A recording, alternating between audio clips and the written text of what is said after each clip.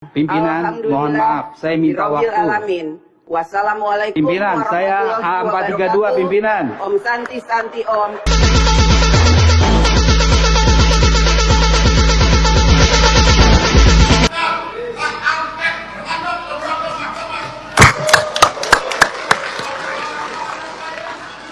Diusir aja itu Anies itu, usir aja tuh. Suruh pulang ke Yaman. Itu bukan orang. Apa hak kamu ngusir-ngusir Anies? Ngejelek-jelekin keluarga Anies apa? Anies keturunannya keturunan terhormat. Kalau turunan kamu apa turunan kamu? Kalau kamu keturunan orang terhormat, nggak mungkin kamu jadi babu di sana. Ngosek-ngosek WC di sana. Ngomong tuh dijaga. Assalamualaikum warahmatullahi wabarakatuh. Kembali lagi di channel Prayoga Muhammad. Ya teman-teman semua, gua mau menanggapi video yang beredar rame di TikTok ya. Bahkan sering banget lewat FYP di beranda TikTok gua, di mana ada Bu Puan Maharani yang sedang melakukan sidang di DPR. Nah, teman-teman semua, di sini salahnya adalah banyak yang menganggap sidang ini adalah sidang hak angket. Sebenarnya bukan teman-teman semua, ini adalah sidang ketika 2 tahun yang lalu ya. Tapi rame lagi di hari ini, dan juga ada keributan di gedung DPR, dan di situ juga adalah video lama. Tapi sudah kadung menyebar, dan akhirnya banyak juga para influencer juga yang menganggap video ini adalah video yang baru, di mana Puan Maharani mengetuk palu bahwasanya hak angket akan berjalan. Ya teman-teman semua, kalau kita membicarakan hak angket ini pasti dan akan berjalan teman-teman semua, karena dari banyak pihak udah menginginkan adanya hak angket. Tentunya untuk masyarakat juga, kalau menurut gue pribadi ya, penting juga adanya hak angket, karena dari sini kita nanti akan melihat ya dengan gamblang siapa sih orang di belakang ini semua yang melakukan indikasi kecurangan besar-besaran. Tentu dengan adanya hak angket, DPR bisa memanggil semua yang terlibat di situ sehingga bisa dibongkar. Oke teman-teman semua, kita lihat dulu ya video yang sudah lama beredar ini. Ini dia videonya. Saya minta waktu pimpinan Kami interupsi. perkenankan, kami menutup rapat paripurna. Pimpinan, saya minta dengan waktu. ucapan, Pimpinan, mohon maaf, saya minta Birrobil waktu. Alamin. Wassalamualaikum Pimpinan, saya warahmatullahi A432, wabarakatuh. pimpinan. Om Santi Santi Om. Namo Buddhaya. Salam kebajikan. Jadi capres kalau begitu.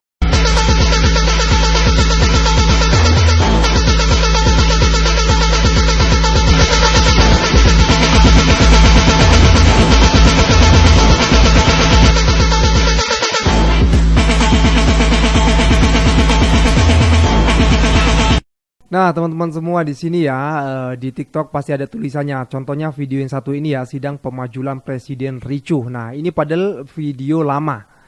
Ya di sini gue pengen lurusin aja ya. Jadi biar yang kita bahas itu fakta saja gitu ya. Nah tapi di sini ada juga ya Bang Oblak dan juga Bang Coki yang sudah mengomentari video tentang Bu Puan Maharani. Ini dia videonya. Woi. Seru banget gue tadi ngeliat, terus rambut gue acak-acakan ya. Gue tadi ngeliat PT tentang hak angket, bahwa Mbak Puan Maharani sebagai ketua DPR menyetujui kelompok ngono nggak terima, mau ngamuk-ngamuk. Aduh, yang bilang menang-menang itu harus mah kalem. Kalau dari kemarin mah, kalau emang dia yakin menang, dia kalem. Makanya dia lagi lagi gimana ya, khawatir gitu. Dodo ada yang ngamuk, pasti ketok palu, hak angket dijalankan. Hai, meriang loh. Baru ketok palu aja udah panas dingin, apalagi ntar dijalanin. Artinya ada ngamuk tuh di DPR.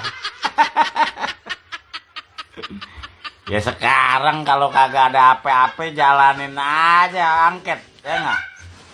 Ngapa jadi pada ngamuk? Aduh. Contoh begini dah, ada orang yang maling sendal nih di musola nih. Kita tuduh. Nah kalau dia kagak nyolong ngapain takut, buktikan, lihat CCTV kan begitu. Nah kalau belum apa-apa udah ditegur dia ngamuk ya berarti dia.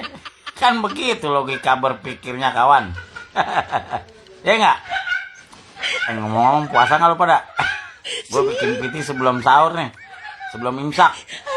Jadi nggak batal ya. Kalau bukan Mbak Puan nih ketua DPR nih, belum tentu angket nanti jalan.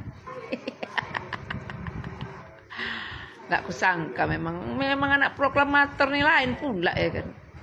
Biarpun dia udah tua, cerdas ya tuh, ngeri. Kayak gini mau dilawan. Nggak mungkin. Apalagi sama partai baru lahir. Nggak mungkin. Partai baru lahir, masa mau melawan dedengkot ya kan? Partai yang udah puluhan tahun berjaya, banteng lah namanya.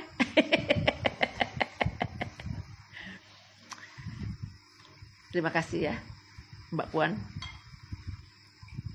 Juga terima kasih, nggak kalah pentingnya Bu Mega ya. Masalah nanti kita bertarung di putaran kedua, itu urusan nanti lah. Kalah menang, kita akan legowo. Kan dibilang, asal jangan dua. Iya nggak? Oke lah, cantik aku rumahnya ya. Cantik aku pakai bunga nih woy. Ya, terlepas dari itu semua, gua salut sih sama mereka-mereka ini yang masih semangat untuk berjuang membela perubahan, membela Pak Anies ya tentunya ya. Ya teman-teman semua, ini hanya untuk meluruskan ya bahwasannya video itu memang video yang lama. Tapi nih ya, ada tapinya, hak angket ini insya Allah akan tetap bergulir. Begitupun pandangan dari Pak Surya Paloh yang intinya dia oke aja jika memang harus bergulir hak angket ini. Ini dia videonya. Tapi khusus pemilu tahun 2024 ini seakan-akan ada hal yang extraordinary, luar biasa. Oke. Nah, karena hak yang seakan-akan kesan impresi yang luar biasa ini, Nasdem juga mengikutinya dengan cermat. Ada apa? Kalau tidak ada mengada, nah, menurut pepatah, kenapa tempuah bersarang rendah? Ini pepatah ini ada apa kok luar biasa? Tapi concern Nasdem itu adalah kepentingan nasional. Berulang kali saya katakan, di mana saja persatuan nasional itu di atas kepentingan pemilu ini sendiri menurut saya. Apalagi hak angket. Jadi kami serahkan pada kawan-kawan yang ingin meneruskan hak angket, tentu Nasdem amat sangat menaruh rasa simpati dan respect untuk berjalan. Bagaimana sikap Nasdem? Kami akan evaluasi. Kami lihat dulu satu persatu. Partai yang lebih besar dalam posisinya di Dewan Perwakilan Rakyat hari ini bukan Nasdem sebagai partai terbesar. Bahkan rekan-rekan dari PDIP yang pertama sekali mengambil inisiatif untuk menggulirkan hak angket. Nah, kita lihat ini sejauh mana progresnya berjalan. Nah, jadi partai dengan jumlah perolehan suara yang tidak nomor 1 dari hasil pemilu 2024 ini bolehlah ikut. Lihat-lihat dulu pada partai yang mendapatkan suara dan kursi paling banyak. Jadi ini jawaban kami.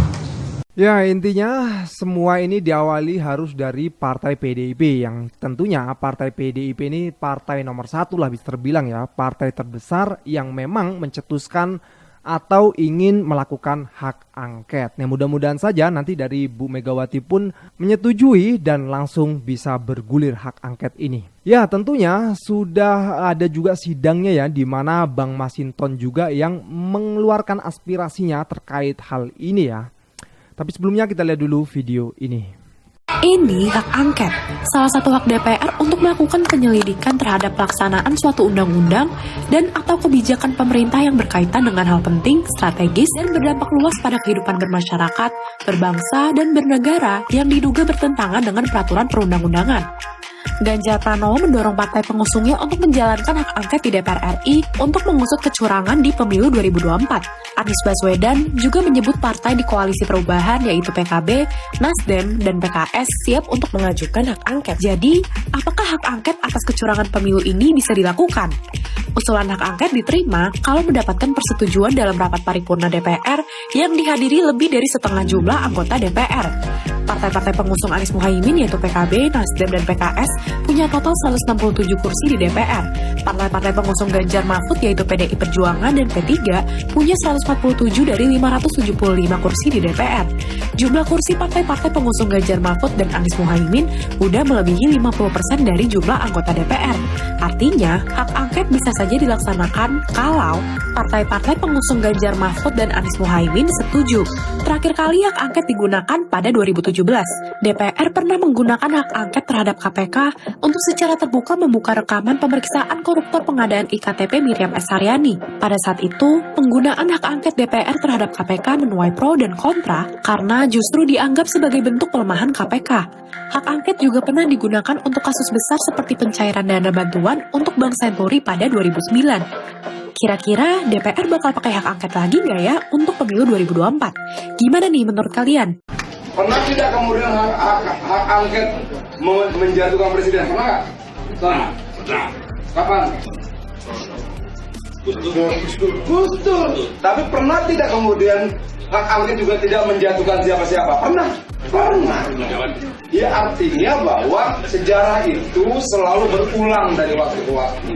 Sehingga orang bilang satu-satunya kebenaran yang diajarkan pada sejarah pada manusia adalah manusia tidak pernah belajar dari sejarah. Karena selalu berulang. Nah, apakah mungkin terjadi pengulangan sekarang? Ya mungkin saja. Kenapa? Secara historis pernah terjadi kok. Bagaimana kita mengeluarkan TAP MPR nomor 11 tahun 98 tentang penyelenggaraan negara yang bebas dari KKN, kolusi, korupsi, dan nepotisme. Dan kemudian berbagai produk undang-undang turunannya. Tapi apa yang kita lihat? Putusan MK bukan lagi berdasar dan berlandas atas kepentingan konstitusi. Putusan MK itu lebih pada putusan kaum tirani, saudara-saudara. Maka kita harus mengajak secara sadar dan kita harus sadarkan bahwa konstitusi kita sedang diinjak-injak. Kita harus menggunakan hak konstitusional yang dimiliki oleh lembaga DPR. Saya, Ibu Ketua saya Masinton Pasaribu, anggota DPR RI dari daerah pemilihan DKI Jakarta.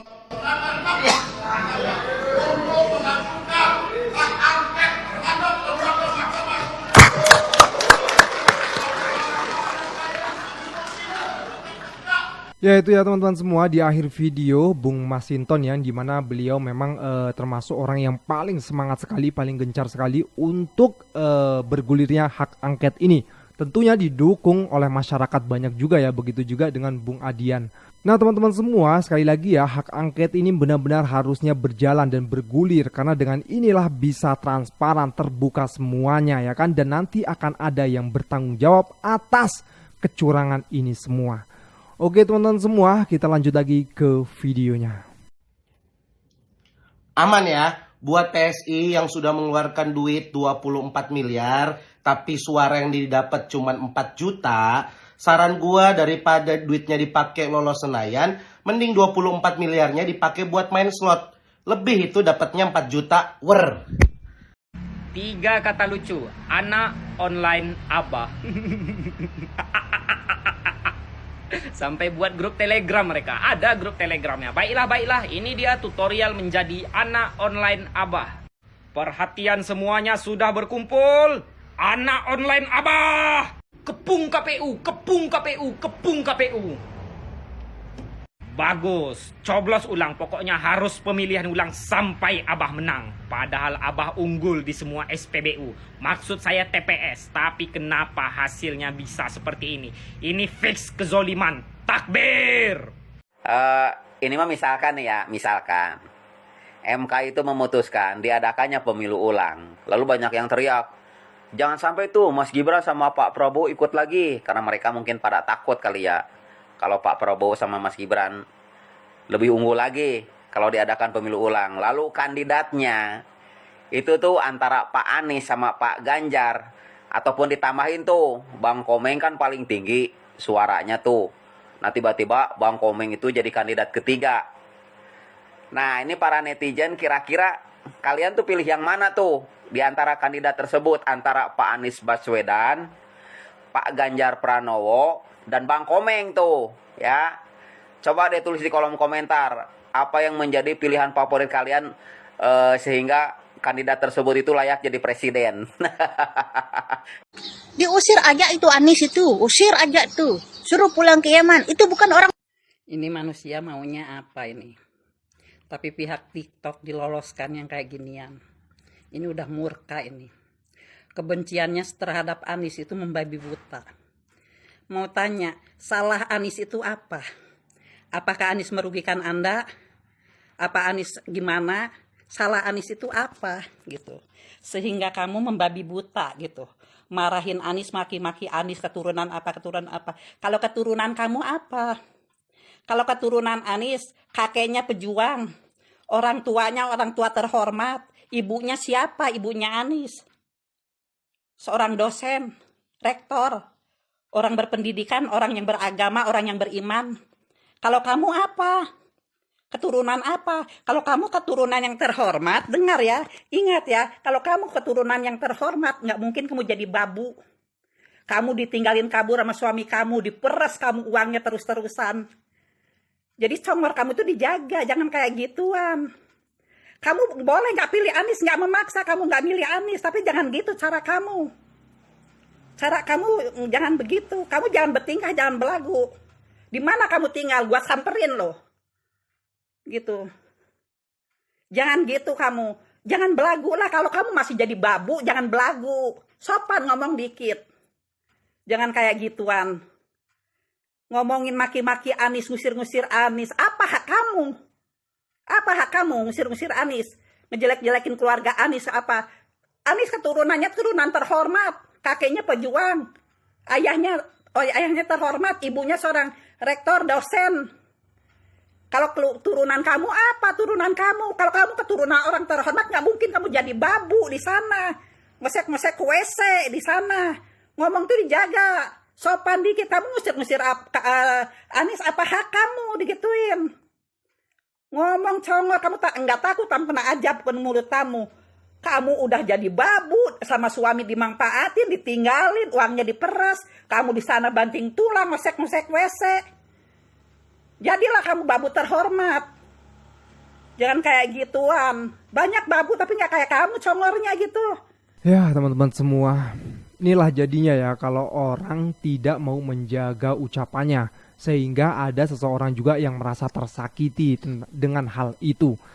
Sebenarnya kita itu memilih pemimpin yang terbaik, bukan malah justru menghina. Kalau fakta yang diucapkan lalu dipaparkan dan disebarkan di sosial media tak apa. Tapi kalau hanya cuap-cuap omon-omon doang terus menghina, itu malah justru menyakiti orang lain sehingga terjadilah hal seperti ini. Terjadi hal yang akhirnya membuat orang lain malah justru marah-marah.